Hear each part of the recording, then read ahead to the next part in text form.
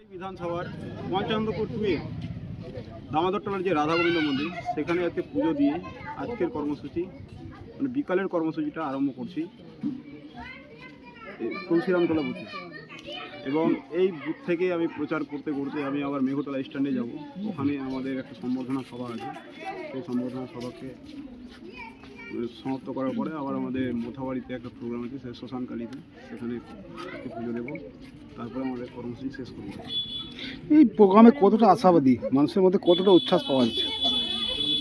আজকে আমি এই মন্দিরে আসলাম, বিশাল লোক, অনেক লোক, আপনারা নিজেও দেখতে পাচ্ছেন।